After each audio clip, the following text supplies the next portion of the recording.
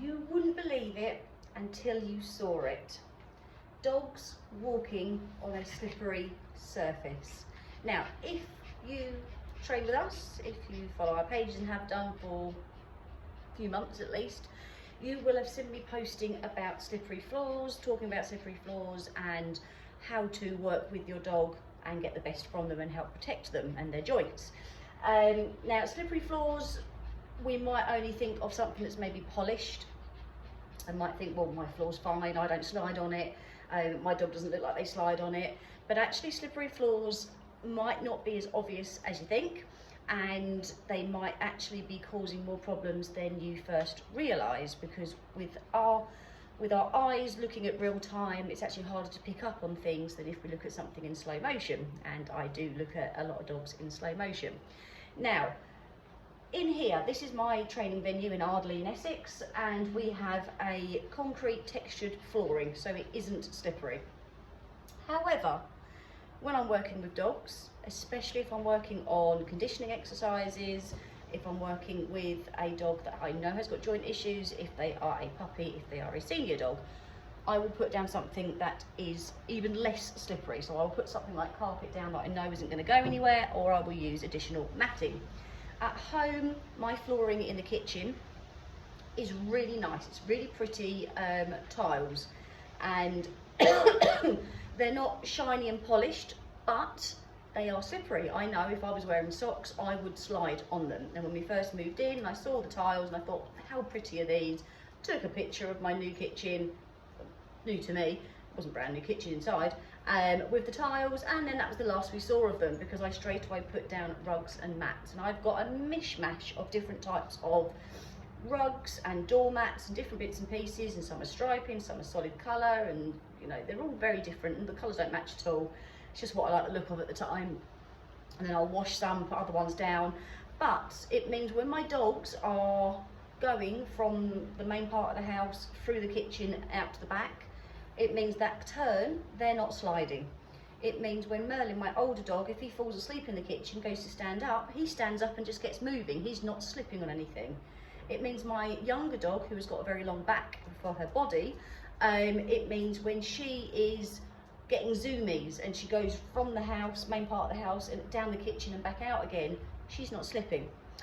And the reason why that's important is if you watch a dog in slow motion on any surface that is slippery or potentially slippery, and if you're not sure, I'm going to explain how you can check. If you watch a dog in slow motion, you will see how much additional pressure is actually happening that you can't see in real time.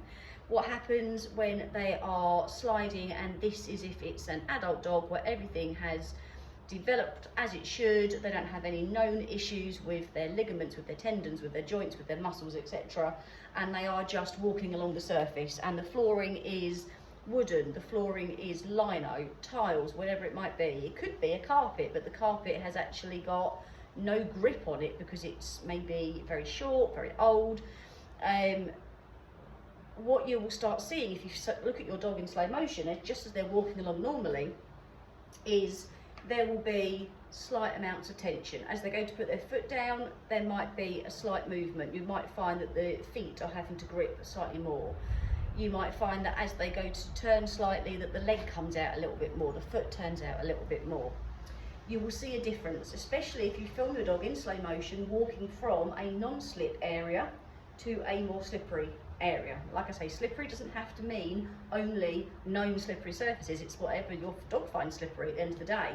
It could be that you've got really good flooring in all of your rooms of your house, but your thresholds are wide polished wood, and when your dog crosses them, if they can't help it, if they're smaller or older perhaps, and their foot touches it, it will slide. When these things are happening, your dog is needing to be more tense, and then when they're more tense, obviously they're not holding themselves properly. And if something happens and they're not expecting it and they suddenly slide out, you can find that they actually put in either a micro tear in a ligament, or that could be the last straw for something like a cruise ship ligament, for example, and they go to move, the leg slides out, they've got lots of micro tears from over the years, and suddenly your dog is now on the floor, they can't move, they're in pain, and you now need cruise ship ligament surgery, as an example. It could be that your dog has got a known issue. Murden's got bilateral luxating patella. It means both of his knees are uncomfortable, the joint isn't quite right, it means it's loose, it moves. If he's then needing to, every time he walks into a certain room, especially the room that takes him outside, the only way he can get out to the toilet, if he's then needing to be extra careful because he knows as he's walking and he's already got painful knees, the legs are likely to go out at the side or slide out behind him, he's going to end up pulling things, muscles for example, because he's using the muscles to try and keep himself nice and steady as it is. You could find that actually ends up hurting his back because he ends up trying to not slide himself. You might find that he does actually slip and fall, and as he does that he bangs his chin, and then he ends up getting pain in his face and his mouth. He might actually slide and hit something and end up damaging something in his shoulder or his elbow.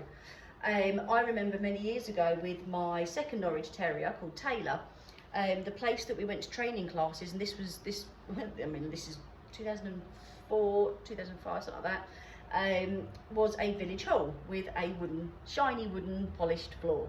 And as we went in, he walked in, bless him, confidently enough for a small dog that didn't know where he was, and he was working on this flooring, and the trainer said, right, we're going to do some retrieve. So we did retrieve. I was obviously more naive then. I threw the toy, he chased it, went to stop, kept going, crashed into the stage at the front of the room. He was okay, he didn't get injured as such, but he would not walk on that floor again. When we brought him in, I mean, that moment it happened, he was just flat on the floor, he would not get up, we just went home. The next week when I brought him back there, we got to the, he was, oh yes, we're doing training, I like this, went to step on the flooring, nope, put the brakes on. It took 3 months of me using mats and doormats and extra bits and pieces and targets on the floor for him to work on before he would even consider stepping off of it. And even then, that was with paw wax on his paws. It really did upset him. It obviously hurt him at some point, and it really did set him back quite a long way. And then from that point on, he would not walk on anything he thought was slippery. He'd just put the brakes on and lay down.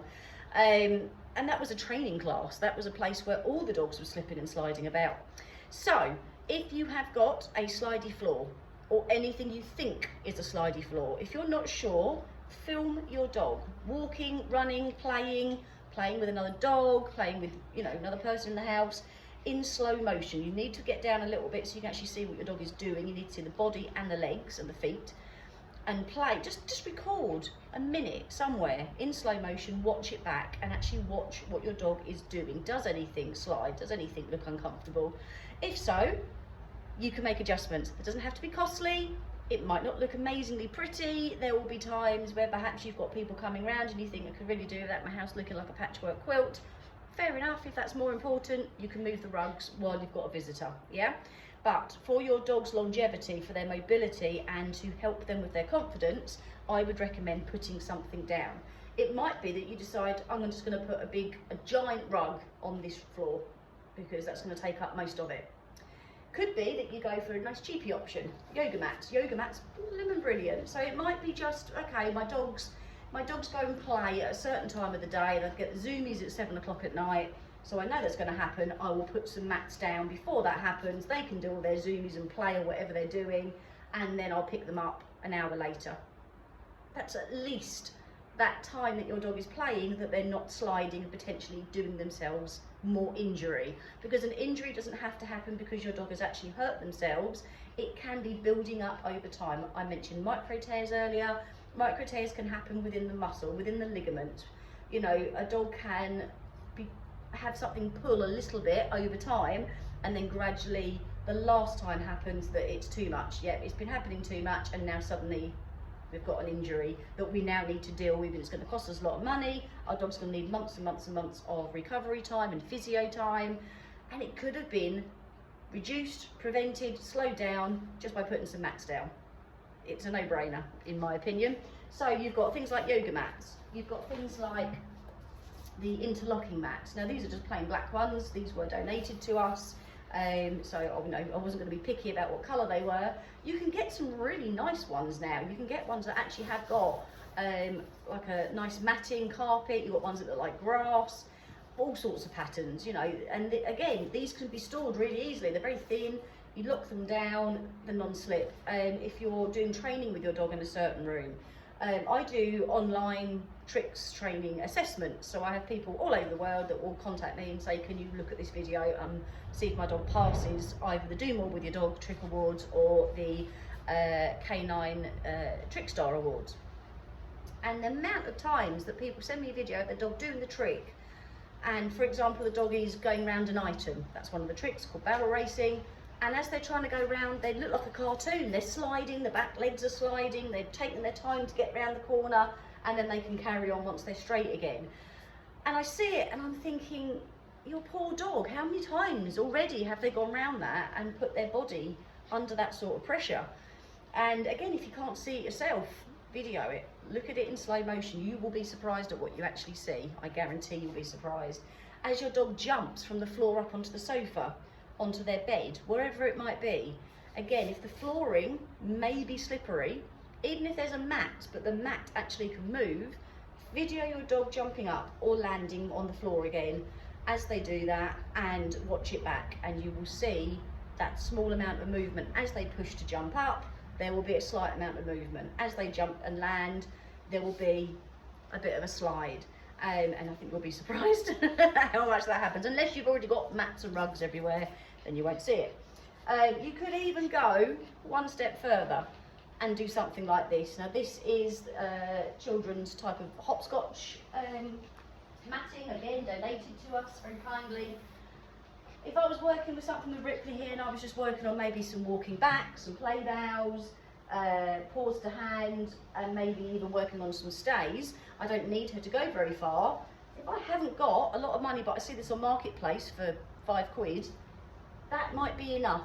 In a room that's mostly slippery, that would get somewhere for Ripley, as you can see she's laying on it, for Ripley to do a bit of training. I might be able to put this down the middle of the room so that she can go from her bed across the room and then out to another place without sliding everywhere. It could actually genuinely make the difference. It doesn't have to be something that's really costly. So think about that. The other thing to consider when it comes to your dog sliding, whether you've got mats or not, if your dog slides, check their paws, okay? If your dog has got longish fur, what can happen is the fur between the pads will grow long, and as it grows long, it will then fold and land over the pads. So the pads that are designed to be able to grip now can't, because there's fur over them, so that means they're going to slide about more.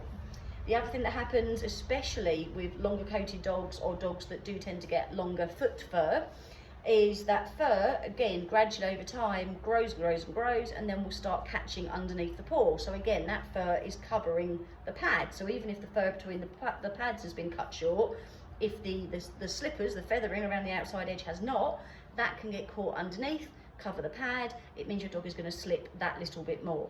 So the other thing that you can do, either as well as putting mats down, or if for whatever reason you can't put mats down because your dog eats them, or because you've got a child that will just keep picking them up and moving them anyway, maybe, or even another member of the family, maybe have a look at your dog's paws, all four, not just the front ones. Get some real good dog grooming scissors, can think of the word then, and groom, snip around and either turn the paw or lift it up like a horse's hoof and trim between the pads, just enough that you can see the pads again basically. That will help your dog grip better, okay? So this isn't supposed to be a lecture. I'm not trying to make anyone feel bad.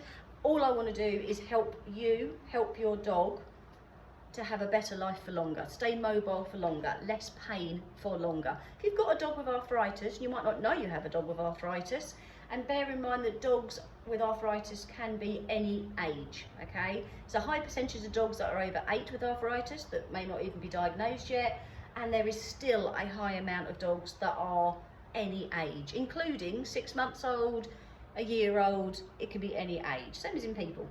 So if you've got a dog that maybe has arthritis, they're a little bit stiffer, it's a little bit harder work standing up and getting going, and it takes a little, a few steps to actually get warmed up and move properly, and they're also trying to stay upright on a slippery floor, that's a lot of extra work, that's a lot of extra pressure.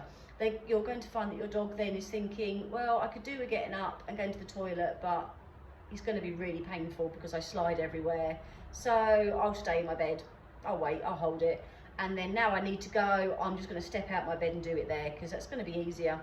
I need to go and get a drink, but my drink is over there in the kitchen and we're in the front room and the floor is slippery. I'll just wait. And then the next time you have a senior dog check at your vet says, oh, you know, they seem a little bit dehydrated. Yes, because they can't be bothered to get up and slide everywhere. So, you know, think about your dog. Think about how you can help them for their future, and think about how you can help them for their present. Okay, you don't have to wait till your dog is 18 and hardly moving and then think, let's put some rugs down. Do it now, because you can help them now. You can help slow down the rate of issues that they've already got.